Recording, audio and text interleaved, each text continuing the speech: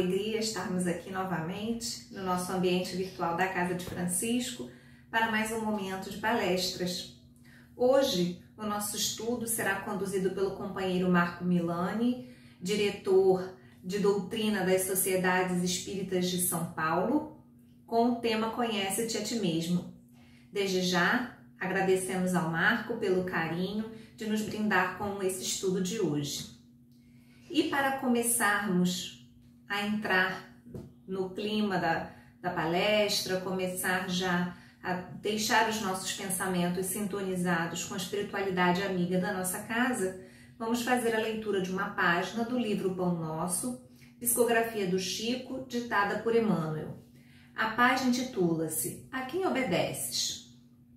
E sendo ele consumado, veio a ser a causa de eterna salvação para todos os que lhe obedecessem. Paulo, Hebreus capítulo 5, versículo 9. Toda criatura obedece a alguém ou a alguma coisa.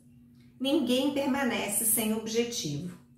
A própria rebeldia está submetida às forças corretoras da vida.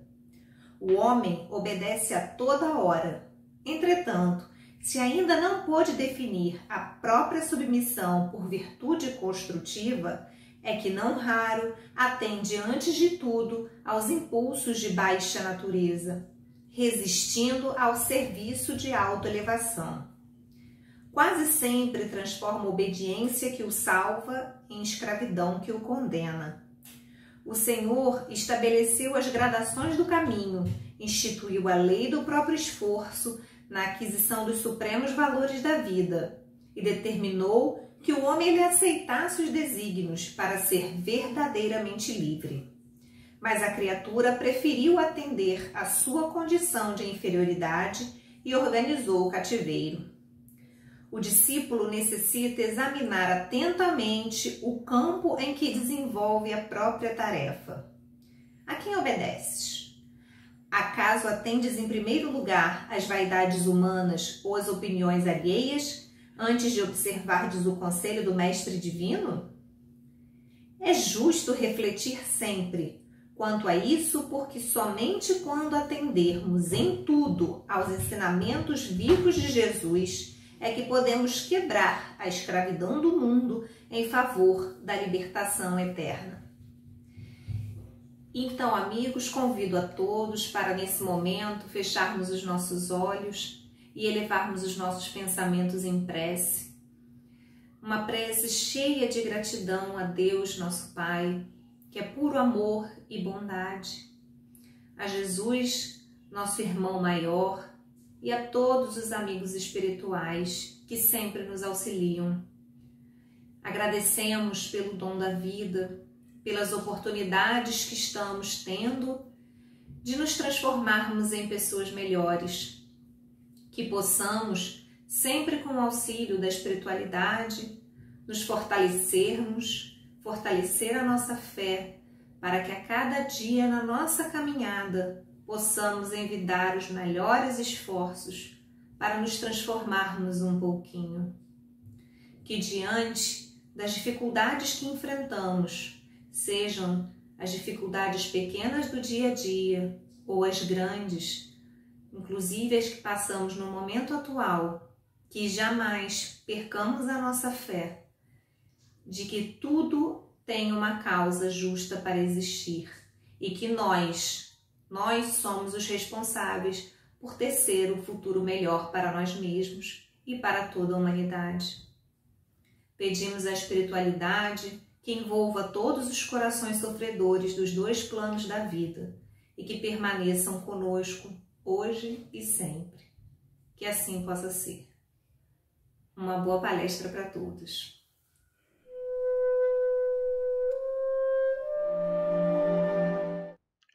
Olá, meus amigos do Grupo Espírita Francisco de Assis. Aqui quem fala é Marco Milani, da União das Sociedades Espíritas do Estado de São Paulo. É uma grande satisfação participar desta atividade à distância, porém estamos unidos por pensamentos e sentimentos. O tema de nossa palestra de hoje é Conhece-te a ti mesmo. É uma frase muito famosa, porém ainda muito pouco compreendida em seu real significado prático. Nós encontramos a sua menção, inicialmente, no Livro dos Espíritos, especificamente quando Kardec está tratando das leis morais. Na questão número 919, Kardec chega a perguntar aos espíritos, né, qual seria o meio mais prático, eficaz, para se melhorar nesta vida e resistir ao arrastamento do mal. E aí os espíritos apresentaram esta frase dizendo: um sábio da antiguidade vos disse, conhece-te a ti mesmo. Normalmente, essa frase é atribuída a Sócrates, o filósofo, e, na verdade, ela estava na inscrição do templo do oráculo, né, de Delfos. Nesse local grego, as pessoas elas procuravam, de alguma maneira, buscar o conhecimento do presente e do futuro, e era dedicado, na mitologia grega, ao deus Apolo. Muito bem. Kardec, ao se deparar com essa resposta, ele compreendeu que existia um significado profundo, mas ele estava querendo saber, de uma maneira prática, como que nós poderíamos nos melhorar nos conhecendo, como é que nós poderíamos aplicar essa ideia, essa expressão, de maneira que nós conseguíssemos um resultado, né, mais objetivo. E os espíritos chegam, e ele continua na questão, né, perguntando que ele compreendia, né, na questão 919A, ele compreendia toda a sabedoria dessa máxima, mas que existia uma dificuldade justamente nesse processo do autoconhecimento, e ele insistiu, como é que nós chegaríamos nisso? E quem respondeu foi Santo Agostinho, fazendo uma reflexão sobre os seus próprios hábitos, aquele que ele aplicava para si mesmo enquanto ele estava encarnado conosco. Santo Agostinho dizia o seguinte: no fim de cada dia, ele interrogava a própria consciência. Ele passava em revista o que ele havia feito durante o dia, se ele não tinha feito algo que pudesse desagradar alguém, se ele fez todo o bem que ele podia, se alguém teria algum motivo para se queixar dele. Então, Santo Agostinho começa fazendo esta reflexão, dizendo que para nós nos conhecermos, nós temos que olhar para nós conforme os nossos atos, as nossas ações, que são aquelas que vão efetivamente exemplificar quem nós somos. Não adianta alguém se autoconsiderar bom ou se autoconsiderar justo se de alguma maneira os seus atos contradizem isso.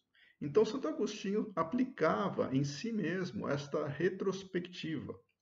E ele, ao fazer essa reflexão, ele sempre fez com que as respostas fossem motivo de uma indicação para um mal que deveria ser curado. E ele acreditava que os atos que ele praticou, que não estivessem de acordo com a própria consciência, ou muito menos com as leis de Deus, que ele deveria rever e necessariamente buscar corrigi-los, né, e agir de maneira diferente. Então, o autoconhecimento, o conhecimento de si mesmo, é a chave do melhoramento individual.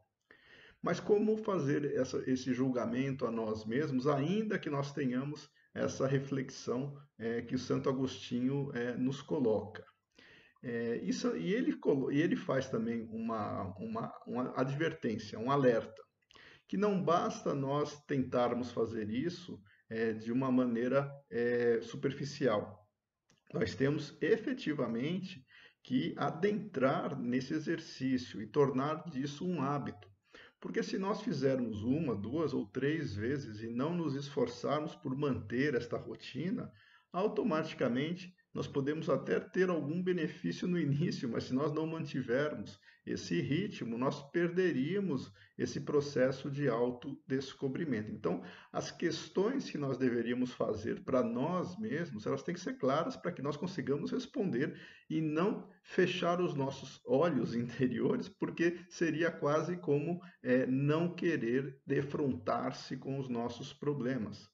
Nós, com a ideia de que estamos nos tolerando, porque outras pessoas também não são perfeitas, então estamos no mundo de expiações e provas, então é normal que nós tivéssemos comportamentos também com problemas, com falhas, né? Então nós tenderíamos a tolerar as nossas próprias falhas, mas nós olharíamos com mais rigor às falhas alheias. E o Santo Agostinho inverte esta relação. Nós deveríamos olhar com muito rigor a nós mesmos e entender que o outro, que o próximo, ele também tem as suas dificuldades, está no ritmo dele e de alguma maneira ele vai se encontrar, porque as próprias leis naturais determinam isso, empurram cada um para o seu próprio crescimento. Então essas reflexões, elas são muito importantes porque fazem com que nós tenhamos pelo menos uma referência de como começar a olhar para nós mesmos.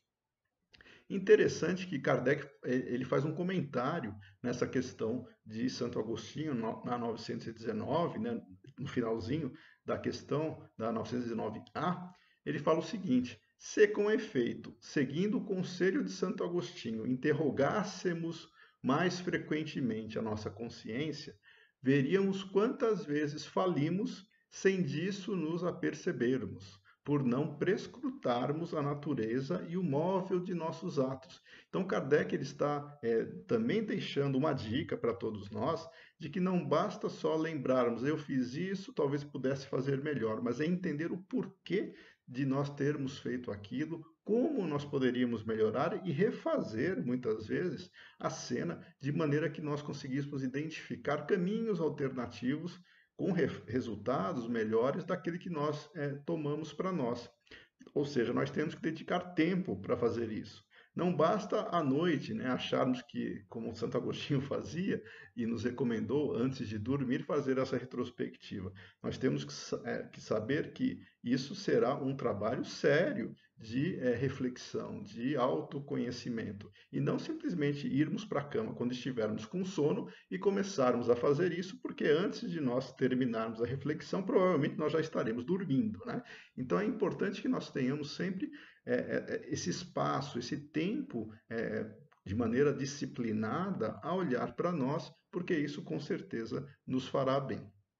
Na filosofia socrática, né, para quem é atribuída com mais ênfase, né, o conhece-te a ti mesmo, ela se tornou uma espécie de referência que não busca só o autoconhecimento, mas também olha para fora, busca-se o conhecimento do mundo e da verdade, porque olhando para nós conseguimos compreender o outro, porque o outro é reflexo de nós também. Ou seja, existe uma harmonia de comportamento que, se nós quiséssemos identificar aquilo que nos faz bem, que nós gostaríamos que fizesse para nós, basta nós também identificarmos os nossos problemas e ajudar os outros a se corrigir, ajudar os outros a se melhorarem. O próprio Jesus, quando ele já nos ensina na sua prece, né, aquela que resume os nossos deveres, principalmente para com Deus e para com o próximo, quando nós olhamos para nós e para o próximo, nós sempre temos a mesma relação harmônica. Fazer bem da mesma maneira que nós gostaríamos que nos fizessem o bem. Nós temos sempre que nos colocar como referência, ou seja, o que nós gostaríamos que nós tivéssemos de tratamento, de respeito, é como nós temos que dedicar e fazer para o próximo. Então, essa relação vai nos fazer também crescer. Só que para nós entendermos o que precisamos e o que o próximo precisa, nós temos que trabalhar essa questão do exercício, né, do conhecimento interior. Isso é um exercício de maturidade, inclusive. Quanto mais nós nos habituarmos a fazer isso, mais nós vamos nos compreender e compreender o próximo, identificando como agir e de que maneira agir. Ou seja, ao nos autoconhecer, nos auto-olharmos, nós também estamos ajudando o próximo, porque nós saberemos como ajudar aqueles que estão à nossa volta, principalmente aqueles que nós temos um convívio muito maior, geralmente os familiares ou aquelas pessoas mais próximas, né? Vejam que interessante que essa reflexão que Santo Agostinho faz, ela é tão relevante. O próprio Kardec, né, na questão anterior, na 918, ele faz um comentário também voltado, né, para essa questão da autoinvestigação, porque nós precisamos olhar para nós temos que interrogar a nossa consciência sobre os atos que nós praticamos, e ele vai levar depois lá para o Evangelho segundo o Espiritismo, o mesmo trecho que ele deixou na 918. Na 918, ele diz o seguinte, ao tratar, né, ao descrever o homem de bem, é o que pratica a lei de justiça, amor e caridade na sua maior pureza. E aí ele continua. Se interrogar a própria consciência sobre os atos que praticou, perguntará se não transgrediu essa lei, se não fez o mal, se fez todo o bem que podia, se ninguém tem motivos para dele se queixar, enfim, se fez aos outros o que desejara que lhe fizessem, que é o que Santo Agostinho falou logo na questão 919, né, a seguir. E no Evangelho segundo o Espiritismo, no capítulo 17, intitulado Sede Perfeitos, ao tratar do item 3, que é também sobre o homem de bem, ele reproduz esta frase dizendo que o verdadeiro homem de bem é o que cumpre a lei de justiça, amor e caridade na sua maior pureza. E ele insiste de novo, ele se interroga, ou seja, a consciência ela é de novo verificada se os atos que nós praticamos estão de acordo ou não com aquilo que nós gostaríamos que fizessem para nós e se nós também usamos o mesmo critério para os outros. E também aquilo que nós não gostaríamos de receber ou de alguma maneira sermos tratados, se nós também assim agimos com os demais, de uma maneira bastante harmônica, bastante ponderada. Então, essa relação do conhece-te a ti mesmo, ela faz com que nós entendamos a principal relação que Jesus nos deixou como exemplo, que é o desenvolvimento moral e intelectual com uma perspectiva futura. Não dá para nós desprezarmos ou simplesmente não levarmos em consideração o processo reencarnatório, porque cada um de nós está num ritmo de desenvolvimento. Todos nós fomos criados iguais, simples e ignorantes, estamos vivenciando, né, na nossa trajetória evolutiva experiências na matéria, cada um no seu ritmo, cada um com o seu contexto, mas na média, todos nós que estamos encarnados neste planeta, estamos todos relativamente próximos, né, iguais em termos de carências, de necessidades para o desenvolvimento moral e intelectual. Claro que nós vamos encontrar pessoas que têm mais desenvolvimento moral e intelectual e pessoas que têm um pouco menos em ambos os sentidos também, mas isso faz parte da nossa relação de convivência. E cada reencarnação é um passo a mais que nós damos no sentido de aprimoramento. Se os espíritos colocam para nós que o autoconhecimento é uma necessidade de desenvolvimento, não tem como nós desconsiderarmos isso desse processo reencarnatório, sabendo que cabe a nós também, uma vez tomando contato com essas situações, com esses tipos de caminhos que nós podemos nos desenvolver, buscarmos, porque se nós não formos voluntariamente, eu diria, se nós não formos com boa vontade, as próprias leis naturais elas vão nos empurrar para crescer e talvez entre aí a questão do sofrimento, porque a dor ela não é uma punição. A dor ela entra como um instrumento de aprendizado. Nós muitas vezes nos deparamos com situações desconfortáveis, desagradáveis, mas que vão nos servir para ou nos alertar sobre algum tipo de comportamento ou situação, ou para fazer com que nós passemos a olhar com outros olhos aquele momento que estamos vivenciando e dar mais valor para aquilo que estamos sofrendo. Por exemplo, alguém que esteja em algum momento de dificuldade no trabalho, né? A pessoa ela vivenciou ou passou, e nesse momento de pandemia, nós estamos encontrando isso com bastante abrangência, né? As empresas, muitas delas não estão conseguindo se manter a sua atividade normal e alguns funcionários são desligados nesse período porque não tem como pagar os próprios salários, né? Então, a pessoa que vivencia uma experiência dela, onde ela é desligada de uma situação onde a fonte de renda dela ela é interrompida temporariamente.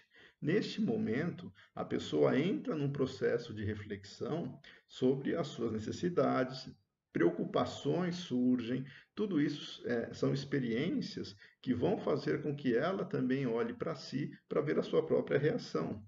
Ninguém quer isso, ninguém gosta de passar por isso, mas neste planeta nós nos deparamos com essas situações justamente porque isso vai nos fazer, de alguma maneira, termos lições para reflexão, para aprendermos com isso. E não vamos pensar que aquele que tem que fechar, o empresário que tem que fechar a empresa, né, e demitir, desligar os funcionários, ele faz isso porque ele gosta ou porque ele quer.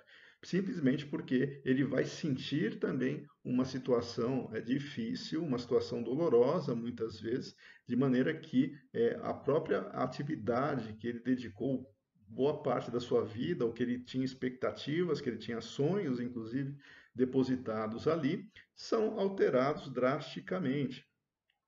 Faz parte do processo de autodescobrimento, como nós vamos reagir.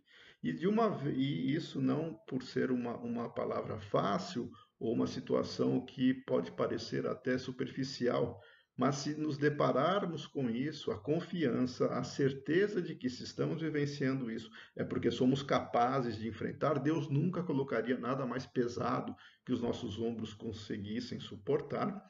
Nós vamos, de alguma maneira, encontrar caminhos para superar essa situação em algum momento, mas cabe a cada um no seu ritmo. Nós vamos aprender com isso, mas nós vamos nos fortalecer também. Ou seja, todas as experiências, as provas pelas quais nós passamos, elas nos direcionam para o fortalecimento. Imaginem um atleta. O atleta, ele tem que se autoconhecer para saber os seus limites, para saber como ele pode usar os seus recursos, de que maneira ele pode se aperfeiçoar, e nós todos somos atletas da alma. Nós temos que nos conhecer para justamente identificarmos aonde nós precisamos melhorar. Enquanto um atleta de qualquer esporte, eu vou pegar um só como exemplo, um corredor, aonde ele tem tempo, né, para percorrer determinada distância, aonde ele tem uma preparação conforme o tipo de corrida que ele participará, né, de prova que ele participará, existem técnicas, treinamentos específicos, né? Então, atletas que têm o objetivo de corridas mais curtas, a preparação é diferente de um atleta que tem um objetivo de uma maratona, né? Que o percurso é bem maior. Então, são características de treinamento. Nós, enquanto encarnados, nós temos objetivos a serem cumpridos também, e nós colocamos como metas, como desafios, e nos preparamos independentemente do vizinho ou das pessoas que nós conhecemos. Cada um é um, cada um tem o seu ritmo. E nós temos a nossa corrida, a nossa prova a ser percorrida. Se a nossa prova ser percorrida busca dar um passo a mais da onde nós estamos, nós vamos colocar objetivos a serem atingidos. Queremos melhorar no aspecto moral e intelectual, vamos identificar aquilo que nós não estamos bem, aquilo que nós precisamos nos aperfeiçoar e colocar uma meta como um ganho, como a nossa linha de chegada seria superar aqueles problemas que nós já identificamos em nós. Para nós fazermos isso, não tem outro jeito, nós temos que nos conhecer. Uma maneira muito interessante, né, além daquela que Santo Agostinho já nos indicou, já nos deu as referências, vamos imaginar que nós, se fôssemos escrever num pedaço de papel qualquer, mas tem que escrever, não é só pensar, não. Nós fomos identificar 3 coisas que nós gostaríamos de melhorar. Cada um pense naquilo que acha que tem como ou deveria melhorar. Vou dar um exemplo. A pessoa que de alguma maneira se acha sem paciência, né? Ou que ela acha que se desequilibra muito facilmente, que emocionalmente ela não consegue se controlar diante de situações que a desagradam. Essa situação exige um repensar, porque muitas vezes ela pode, no momento mais incontido, tomar decisões que ela vai se arrepender depois, porque ela não teve paciência na hora de fazer a reflexão. Por outro lado, paciência não é simplesmente ficar calado, ficar quieto e não reagir. Porque ao ficar calado e nós termos dentro de nós um sentimento de reação, mas nós estamos contendo esse sentimento e entrando em conflito, porque ao mesmo tempo queremos reagir, mas a razão nos diz: não vou reagir porque eu acho que isso é uma situação, um exercício de paciência. Cuidado também, porque diante de qualquer situação nós vamos reagir. Ficar parado, ficar quieto é um tipo de reação. Entretanto, nós temos que identificar qual é a melhor reação que vai nos fazer bem.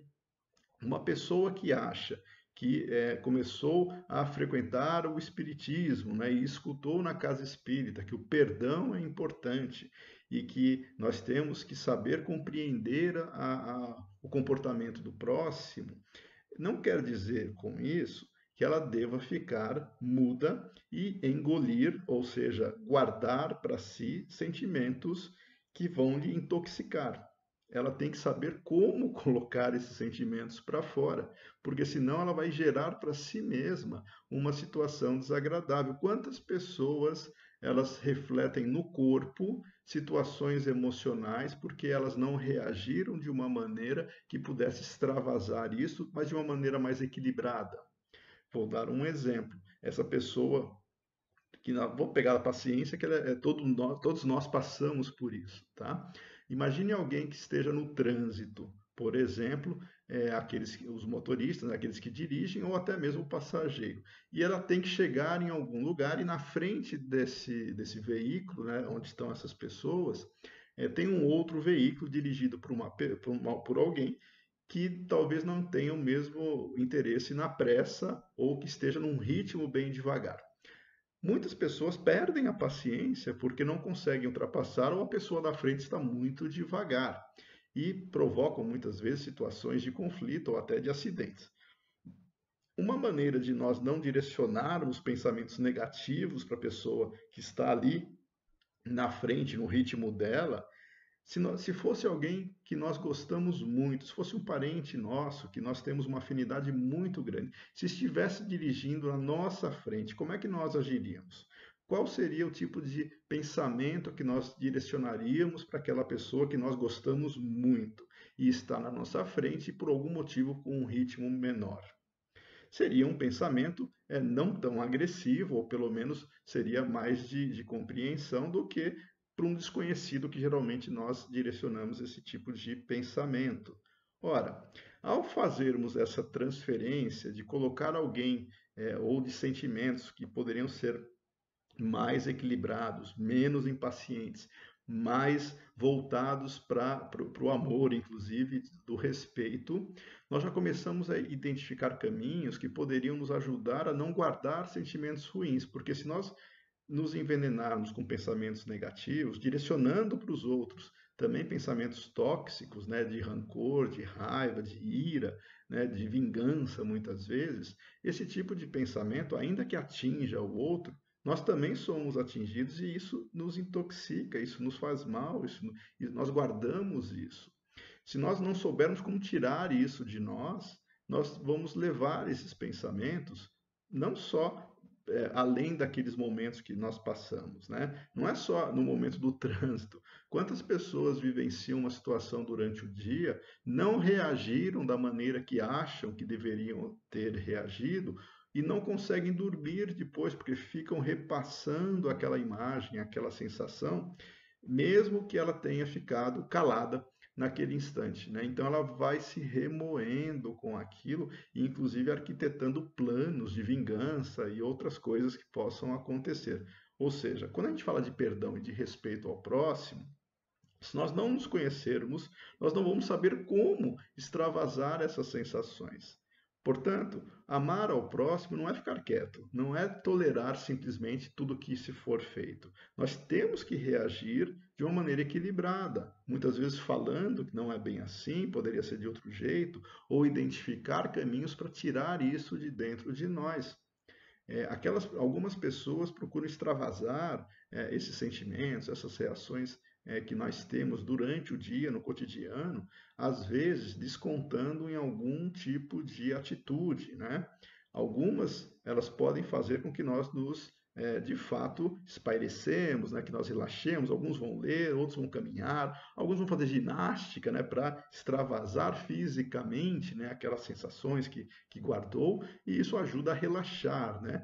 Muitas pessoas usam aquele saco de boxeador, né, para dar socos ali. Não estou falando que isso é bom ou mal, mas é o caminho talvez que ela tenha encontrado para extravasar e depois ela se sente relaxada, né? Mas o que nós E outras pessoas também vão ouvir música, né? Vão fazer alguma coisa e vão se sentir relaxadas depois. É um caminho, talvez, que a pessoa identifique.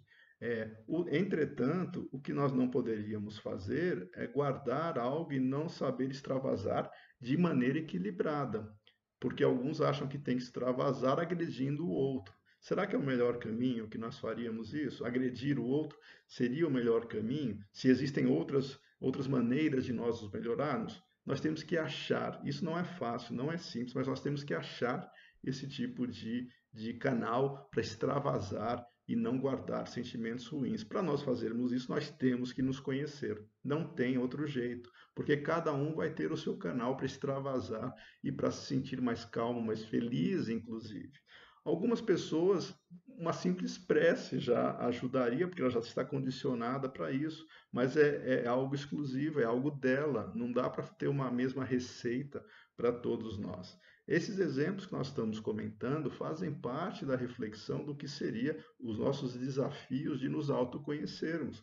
Não é só fazer e deixar de fazer o bem para os outros, é fazer o bem para nós, principalmente para nós, porque ao nos perdoarmos, ao identificarmos caminho, onde a nossa consciência fique tranquila, se nós chegarmos em casa e conseguirmos fazer, como Santo Agostinho disse, né, refazer uma retrospectiva de como foi os momentos do cotidiano, conseguirmos deitar e dormir tranquilamente, com a consciência tranquila, já demos um passo muito grande para fazer essa caminhada, essa jornada. Sabe por quê? Porque quem vai nos julgar de fato, né, no momento onde nós, por exemplo, desencarnarmos, não é um tribunal constituído, né, que tenha lá um juiz, um espírito, ou vários espíritos para dizerem o que nós fizemos ou deixarmos de fazer. Nós mesmos faremos isso com a nossa própria consciência. Só que quando nós desencarnamos, a consciência ela aflora de uma maneira muito intensa. E aí o sentimento de culpa, ou mesmo a sensação de que poderia ter feito mais e melhor e não fez, tudo isso aflora e vai incomodar, vai desequilibrar, vai muitas vezes fazer com que o espírito sofra, não porque o espírito não tem órgãos, não pela dor física, porque ele não vai sentir dor física, mas psiquicamente ele vai criar para si condições aonde ele acha que vai sentir dor e ele sofre, ele tem sensações desagradáveis nesse momento, psíquicas, em função desse condicionamento. Já aquele que tem já o hábito de olhar para si e não ter receio da sua própria consciência, quando nós desencarnarmos, nós estaremos muito mais tranquilos, porque a consciência vai aflorar e nós não teremos o porquê de nos sentirmos envergonhados ou constrangidos diante de alguma situação que nós passamos durante a nossa própria encarnação. Não é? Então, a consciência é aquela que vai determinar se nós estaremos felizes ou não. No livro Céu e Inferno, ao identificarmos o relato dos espíritos, né, que foram, que comunicaram-se, né, no processo, já, né, encontrando-se no mundo espiritual, descrevendo como foi esse processo, nós temos lá nos livros Céu e Inferno relatos de espíritos felizes, onde a consciência é aquela que vai dar-lhe tranquilidade, espíritos medianos e espíritos infelizes, que estes últimos relatam sempre a questão do remorso, da dor no sentido psíquico, da ideia de não ter feito aquilo que poderia, aquilo que muitas vezes prejudicou o próximo, valores diferenciados, perspectivas diferentes sobre a vida futura, tudo isso vai impactar e influenciar como nós nos encontraremos. Então, o autoconhecimento é, por definição, uma necessidade espiritual e não é uma necessidade enquanto só encarnados, é uma necessidade nossa, nós somos espíritos. Por sinal, reforça-se aqui aquela questão: nós não temos alma, nós não temos um espírito. Nós somos o espírito, nós somos a alma, nós temos um corpo, estamos temporariamente usando um corpo aqui.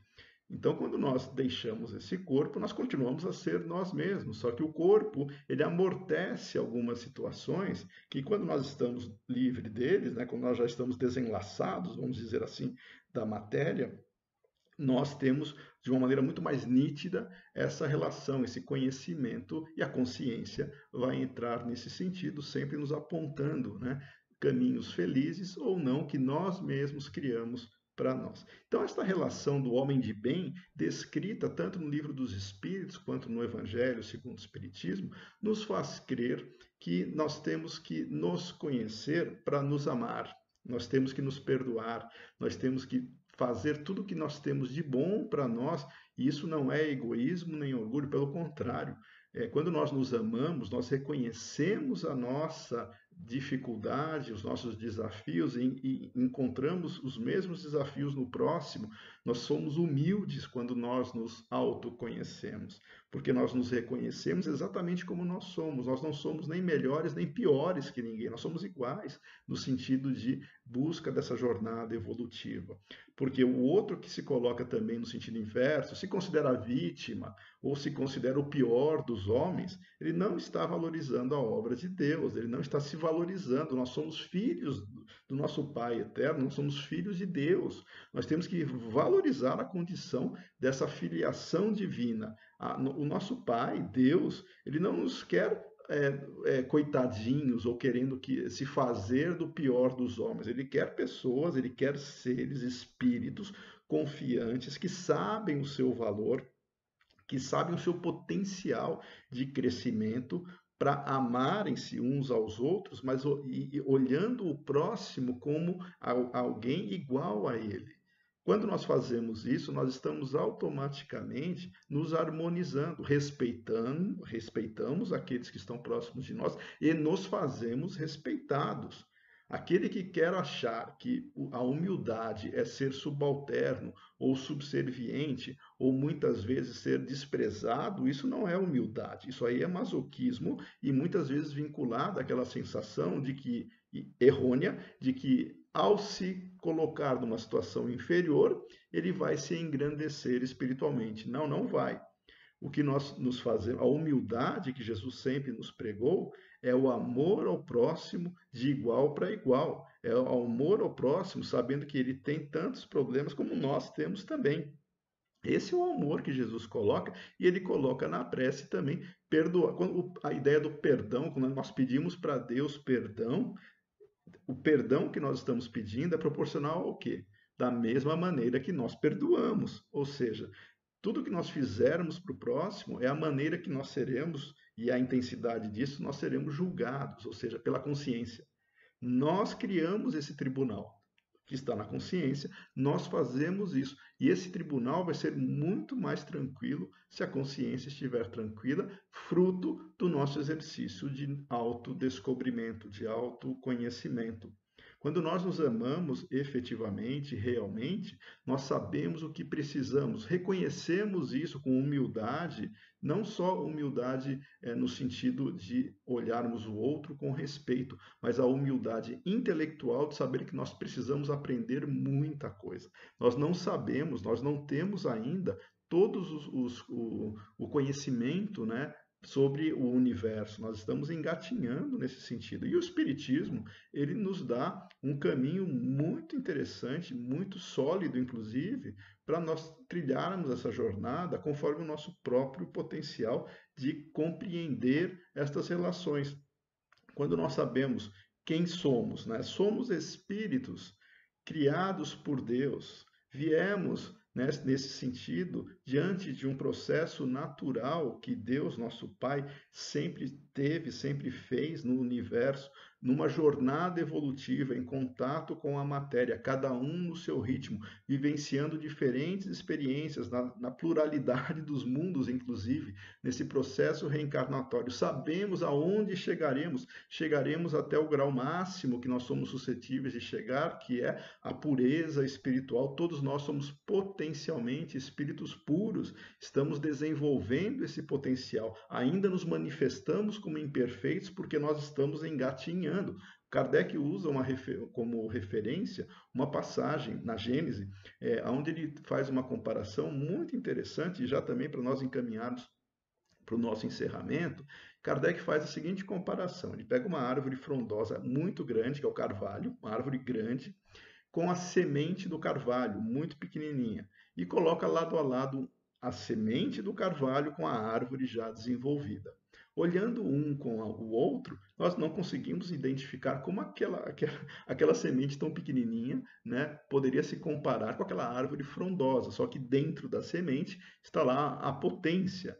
A semente é o carvalho em potência, como nós somos espíritos puros em potência. Nós precisamos nos desenvolver, mas nós já trazemos isso dentro de nós, porque todos nós fomos criados para isso, para nos desenvolvermos e sermos felizes. Faremos isso quando nós nos autodescobrirmos e quando nós praticarmos a lei de justiça e amor e bondade, né, caridade na sua plenitude, e isso vai fazer com que nós tenhamos a noção exata de quem nós somos, de onde viemos, para onde iremos, e a nossa consciência, com certeza, em paz, vai nos trazer a verdadeira felicidade que não é deste mundo.